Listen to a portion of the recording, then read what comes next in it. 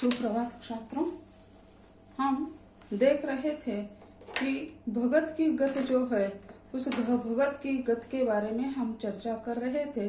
तो भगत का गत यह जो व्यंग्य विधा है वह हरिशंकर परसाई जी की मानी जाती है, यानी उनके लेखक जो है हरिशंकर परसाई जी है। तो किस तरह ये भगत जी जो है गांव के लोगों को तंग कर देते हैं। जब उनका सर्वनाश होता है तब वही जाकर वे कैसे वाद विवाद करते हैं, इसके बारे में चर्चा यहाँ की है। भक्ति का प्रसंग जो है तो यहाँ में यानी किसी भक्त के द्वारा यानी उन्हें लाउड स्पीकर प्राप्त होता है, वही से वे यानी 24 घंटे यानी कोई त्योहार होता है तो लाउड स्पीकर लगाते रहते हैं।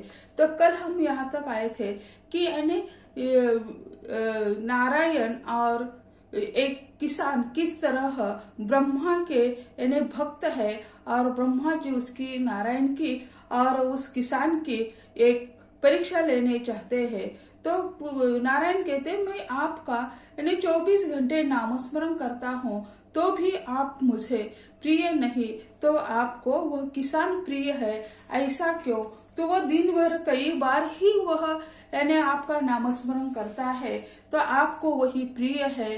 तो उसके बारे में ब्रह्मा जी कहते हैं ठीक है, मैं आपकी परीक्षा ले लूंगा, कौन प्रिय कौन अप्रिय।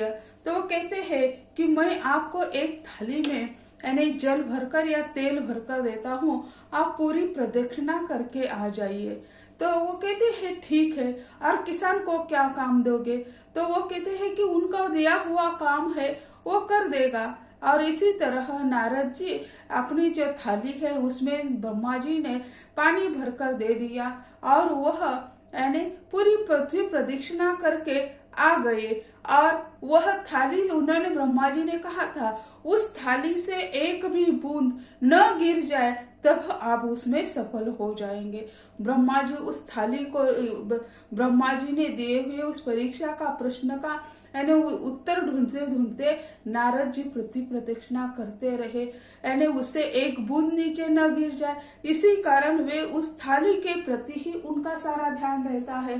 पूरी पृथ्वी प्रदक्षिणा करके वापस आ जाते हैं और कहते हैं ये तो मैंने आपके पास जैसे थाली दी थी उसी तरह आपको सौंप दी, अब बताओ कि यानी मैं कैसा प्रिय अप्रिय हूँ और वह किसान कैसे प्रिय है।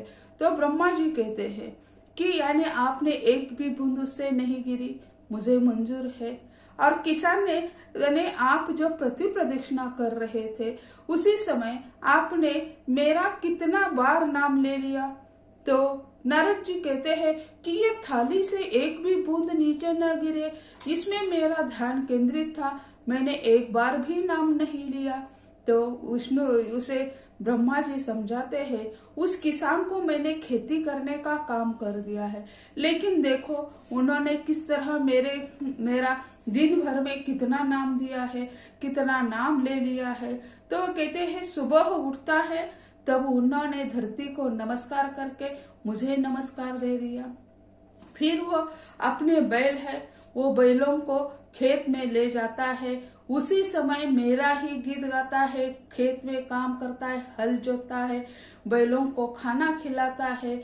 और जब हल जोतने के बाद वह बैलों को खाना पानी दे देता है, स्वयं भी खाना खा लेता है, फिर वह यानी विश्राम करते समय मेरा नाम लेकर विश्राम करता है। जब वो वापस आ गया घर तो उसी समय भी बैलों को उनकी जगह बांध दिया, उसे खाना पीना दे दिया और घर में विश्राम के लिए आ गए। घर में आकर बैठ गए तो भी मेरा नाम ले लिया। शाम को खाना खाने के बाद सोने चले गए तब भी मेरा नाम लेकर सो गए। तो ये काम करना यह मैंने उसे सौंप दिया था, फिर उन्होंने मेरा दिन में 7-8 बार तो मेरा नाम ले लिया। मैंने भी उसे दिया हुआ काम है, आपको भी मैंने दिया हुआ काम था, लेकिन आपने क्या कर दिया? आप तो यानी मेरा यह काम यानी उस थाली से एक भी बूंद न गिरे, इसलिए आप क्या करते रहे? यानी सिर्फ उसके प्रति ही आप ध्यान चलता रहा आपने मेरा नाम नहीं ले लिया, इसी कारण वह भक्त जो है, वह किसान जो है, वह मेरा प्रिय भक्त है, ऐसा वह उसे बता देते हैं। तब नाराज हो जाते हैं नारद जी कि ये कैसे परीक्षा है। तो ये जो कर्म है, कर्म से कर्म करते हुए ही हमें भक्ति करनी चाहिए। इसीलिए कोई दूसरा मार्ग निकालने से या जैसे संसार से पलायन करने की आवश्यकता नहीं है। यानी हम अपना काम करते हुए भी हम यानी भक्ति कर सकते हैं। ये उदाहरण उसे नारद के द्वारा समझा दिया है। तो ये भगत जो है, भगत लोगों को सताता है। लोग उन्हें कहते हैं कि यानी ये लाउड स्पीकर मत लगाओ, यानी गली में मोहल्ले में जो बीमार लोग हैं उन्हें बहुत कष्ट होता है, लेकिन वो मानने के लिए तैयार नहीं। जो लोग उनके प्रति यानी विरोध करते हैं तो उसे गुंडों के द्वारा धमकाया जाता है, पिटाया जाता है और ये उसका काम चलता रहता है। तो ऐसे मृत्यु के पश्चात भगत जी परलोक पहुंचे, पर इधर उधर घूमने लगे। उनकी जगह ही नहीं है, उन्हें स्वर्ग लोक में जगह नहीं है, उन्हें तो नरक लोक में भेजना है। लेकिन उनका अट्ठास है, वे चाहते हैं कि मुझे स्वर्गवास ही प्राप्त होना चाहिए। एक प्रवेश द्वार के पास वहां के चौकीदार से स्वर्ग का पता पूछने लगे। एक चौकी उन्हें दिखाई देती है और उनसे वो पूछते हैं कि स्वर्ग में जाने के लिए कौन से द्वार से हमें जाना है। तो आगे बढ़ते ही चौकीदार ने उन्हें रोककर प्रवेश पत्र के बारे में पूछताछ की। यानी आज जैसे हम कोई समारोह होता है वही जाते हैं तो पहले प्रवेश कार्ड बनाया जाता है और उसे वो पूछते हैं चौकीदार कि आपका प्रवेश पत्र कहाँ है। तब वह यानी कहते हैं कि मुझे प्रवेश पत्र की क्या आवश्यकता है। भगत जी क्रोधित होकर कहने लगे, मुझे जानते हो, मैं भगत जी हूँ। कोई मुझसे टिकट नहीं मांगता और ना ही मैंने कभी टिकट लिया है। वे कहते हैं मुझसे कोई टिकट नहीं मांगता और मैंने कभी टिकट निकाला भी नहीं है। सिनेमा घर और रेल में भी मैं बिना टिकट ही बैठता था। यानी सिनेमा घर में जाता था सिनेमा देखने के लिए तो भी मैं यानी बिना टिकट ही वो बैठता था। रेल में यात्रा करता तो भी मैं बिना टिकट ही यात्रा करता था। तो यानी मैंने कभी टिकट नहीं मांगा है। चौकीदार ने उन्हें बिना टिकट नहीं जाने दिया, बल्कि वहां के एक दफ्तर में जाकर पाप पुण्य का हिसाब लगाकर टिकट आने के लिए कहा। तो उन्होंने अंदर जाने तो उन्हें नहीं दे दिया, लेकिन उनसे कहा कि एक सामने वाला जो दफ्तर है वही जाओ, वहां पाप पुण्य का लेखा जोखा आपका वहीं पे है और आप वहीं से अपना पत्र लेकर आ जाओ, तभी मैं क्या करूंगा, आपको यानी यहाँ प्रवेश द्वार से अंदर जाने दे दूंगा। ऐसा जब उन्हें कहता है तो उन्हें बहुत गुस्सा आता है कि हम क्या करें, कैसे करें। यह समस्या उनके सामने यानी आ जाती है। तो यह उनके सामने यह समस्या आती है तो वह दुखी होता है और कहता है ये कैसा न्याय है। भगत जी उसे पार करके आगे जाने लगे तो चौकीदार पहाड़ की तरह खड़ा हो गया। तो फिर वो चौकीदार बताता है उस दफ्तर से जाकर तुम आपकी रसीद लेकर आओ, तब मैं आपको स्वर्ग में भेज दूंगा। तो ऐसा फिर वो चौकीदार दूसरा सामने वाला जो पहाड़ की तरह खड़ा हो जाता है और उसे वो पूछता है कि उसने भगत जी को उस दफ्तर की सीढ़ी पर खड़ा कर दिया। दफ्तर में पहुंचते ही जो देवता फाइलें लिए बैठे था उसकी प्रशंसा भगत जी करने लगे। उन्होंने भगवान कार्तिकेय की उपमा देने लगे। यानी चापलूसी देखो कैसी है, वहां जाकर भी वह चापलूसी करने लगे। वह दफ्तर में जो बैठे हुए भगवान है उनकी वह वाहवा करने लगे, तारीफ करने लगे, उन्हें कार्तिकेय कहने लगे।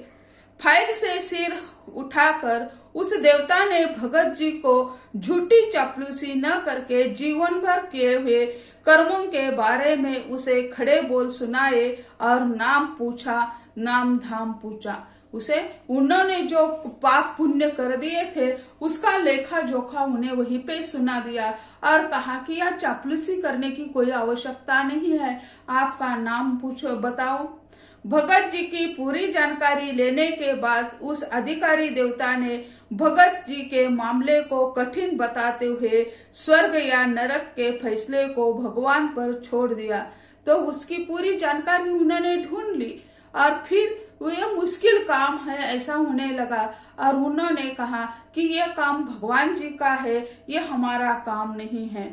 भगत जी ने अपनी सफाई देते हुए 100% धार्मिक होने की, भगत भजन करने की, झूठ न बोलने की, चोरी न करने की, स्त्रियों पर बुरी नजर न डालने की बात कथन करते हुए स्वर्ग भेजने का अनुरोध किया। वह स्वयं ही उसका लेखा जोखा देने लगे। मैंने कितने भजन किए हैं, मैंने कभी भी स्त्रियों के प्रति बुरी दृष्टि नहीं डाली है, ऐसे यानी अपनी महती वहीं पे स्पष्ट करने लगे और स्वर्ग पर भेजने की प्रतिक्रिया यानी प्रतीक्षा करने लगे। अधिकारी देवता ने भगत जी के मामले को सीधा न मानते हुए परमात्मा के दिलचस्पी की बात भगत जी को सुनाकर एक चपरासी के द्वारा उन्हें भगवान के दरबार में पेश किया। तो यह कोई पेचीदा मामला है ऐसा मानकर वह भी अधिकारी क्या कर देता है, एक चपरासी के द्वारा भगवान के द्वार में उसे यानी भेज दिया जाता है। वहां पहुंचते ही भगत जी ने भगवान का प्रशंसा गान आरंभ करके भजन गायन शुरू कर दिया।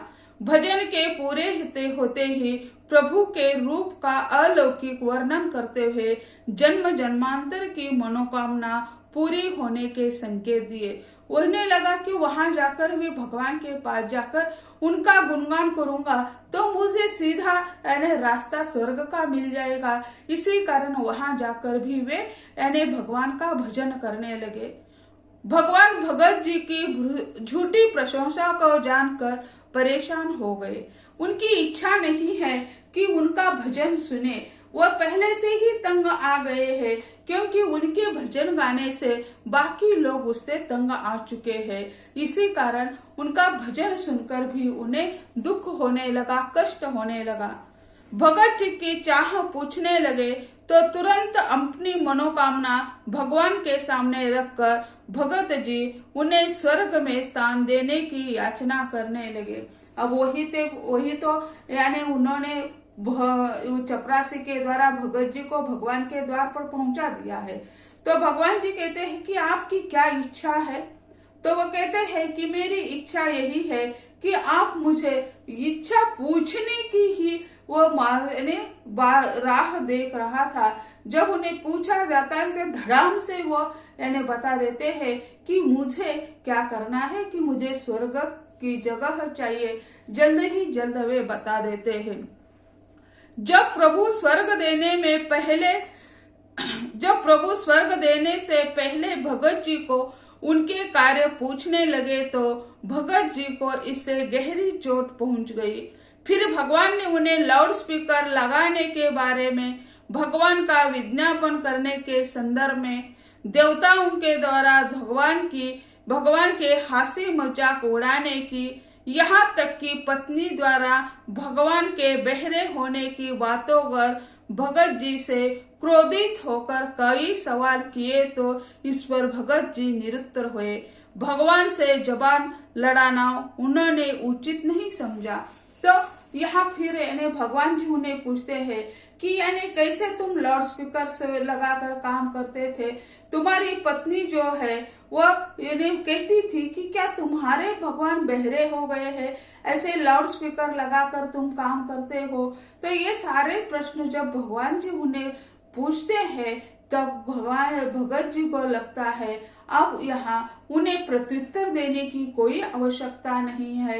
अब हमारी जबान अब बंद हो गई है, हम उसे आगे कुछ नहीं बोल सकते हैं। इसी कारण भगत जी रुक जाते हैं, कुछ बोलते नहीं हैं, चुप रहना ही अच्छा उन्होंने मान लिया। भगवान को आगे करके भगत ने उन्हें बदनाम किया था, यह बात भगवान को अच्छी नहीं लगी थी। उससे चिढ़ गए थे। भगत जी की चापलूसी और मूर्खता से वे अप्रसन्न हो गए। भगत जी की यह चापलूसी देखकर वे अप्रसन्न हो गए, क्योंकि उनके नाम पर, भगवान के नाम पर उन्होंने बहुत काले धंधे किए थे, लोगों को ठगाया था, धमकाया था। इसी कारण वे यानी दुखी होते हैं, उसे वे मानने के लिए तैयार नहीं होते हैं।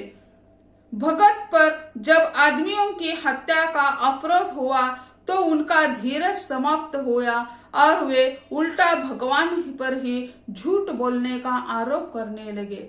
भगवान जी ने उसे जो उनके वो धरती पर होते उन्होंने जो लोगों की हत्या की उसके बारे में सुनाने लगे, तो वह इतने क्रोधित हो गए भगत जी, भगवान पर ही वे यानी उल्टे आरोप लगाने लगे कि कैसे मैंने ये आरोप कर दिया, आप आरोप कर रहे हैं मेरे ऊपर, मैंने कैसे हत्या कर दी है।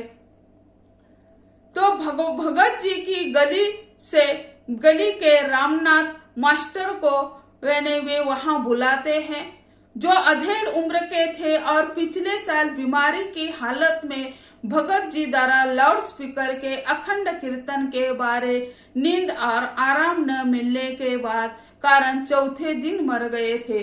तो यानी वो भगत जी को वे बताते हैं भगवान जी, यानी यहाँ के जो व्यक्ति है वह यानी उनका जो अंत हुआ था, रमानाथ मास्टर जी जो है उनका अंत हो गया था, तो उसके कारण आप है, वे बीमार थे, उन्हें यानी इसकी विश्रांति की सख्त आवश्यकता थी, लेकिन आपने क्या कर दिया, लाउड स्पीकर लगाकर उनकी चैन हराम कर दी, उसे नींद आने नहीं दी। इसी कारण आप क्या हो गए हैं, उसके नींद को उन्होंने आपने खराब कर दिया। इसी कारण यह आप पर आरोप लगता है कि आपने उसकी हत्या कर दी है। तो छात्रों, आज हम यही रुकेंगे। अगले जो भगत जी पर आरोप लगे हैं उसके बारे में हम कल चर्चा करेंगे। धन्यवाद।